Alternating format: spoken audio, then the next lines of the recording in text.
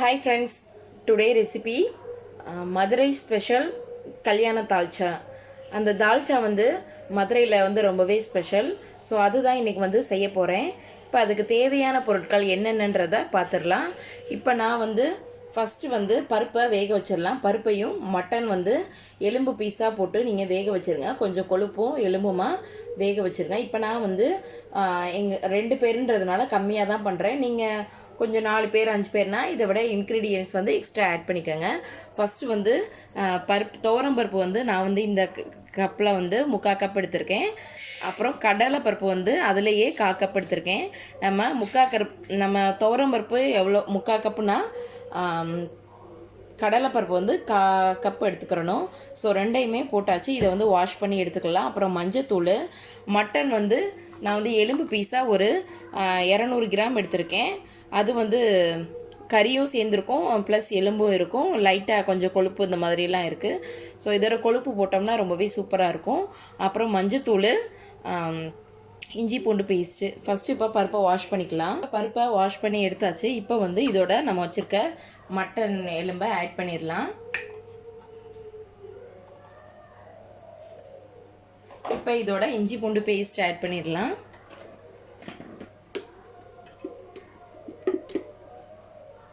இஞ்சி பூண்டு பேஸ்ட்டு ஒரு 1/4 ஸ்பூன் போட்டுக்கோங்க. அடுத்து நம்ம வந்து தால்ச்சா தாளிக்கும் போது போடுவோம், அதனால் 1/4 ஸ்பூன் போதும்.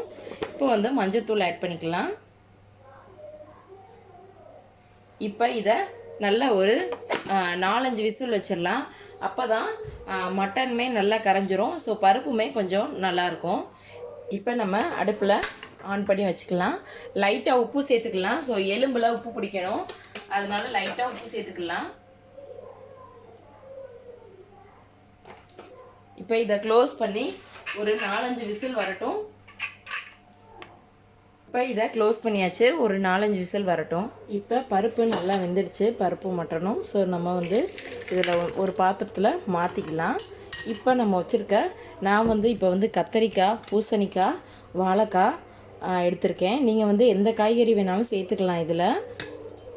இப்போ நான் வந்து கத்தரிக்காய், வாழைக்காய், பூசணிக்காய் வச்சுருக்கேன்னு சொல்லியிருந்தேன். அதோட மாங்காவும் போட்டால் நல்லாயிருக்கும்.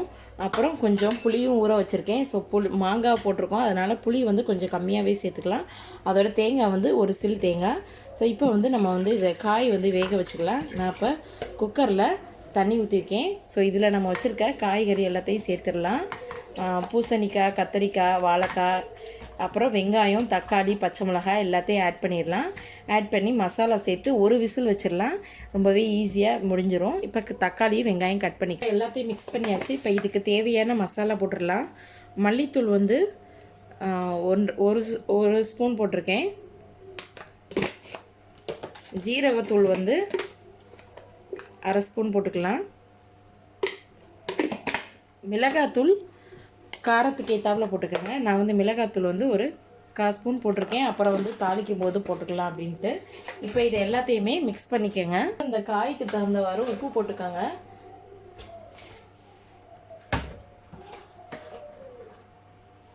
ஸோ உப்பு போட்டாச்சு. நம்ம வந்து மாங்காய் வந்து கடைசியாக தான் போட போகிறோம், ஏன்னா இதாயிரும். அதனால் நம்ம ஒரு விசில் தான் வைக்க போகிறோம், அதனால் மாங்காவையும் நம்ம ஆட் பண்ணிடலாம். இப்போ நம்ம இதை க்ளோஸ் பண்ணி ஒரு விசில் வச்சுக்கலாம். தால்ச்சா வந்து காயில் நல்லா வெந்துடுச்சு.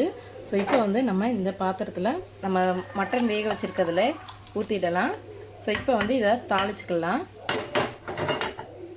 இப்போ நம்ம தால்ச்சாவை தாளிச்சுக்கலாம். இப்போ வந்து எண்ணெய் ஊற்றிக்கலாம்.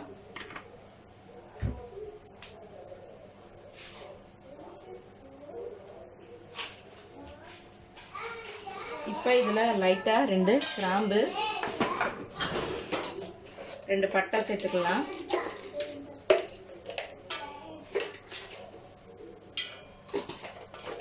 இப்போ நம்ம வச்சுருக்க வெங்காயத்தை ஆட் பண்ணிடலாம்.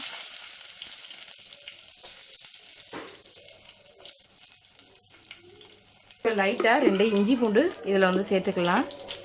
ஆல்ரெடி நம்ம பருப்போட நம்ம எலும்பு போட்டிருக்கையில் போட்டிருந்தோம். ஸோ இதோட கொஞ்சம் இஞ்சி பூண்டு பேஸ்ட்டையும் சேர்த்துக்கலாம். இப்போ மிளகாத்தூள் கொஞ்சம் சேர்த்துக்கலாம். மிளகாத்தூள் கலருக்கு சேர்த்துக்கலாம்.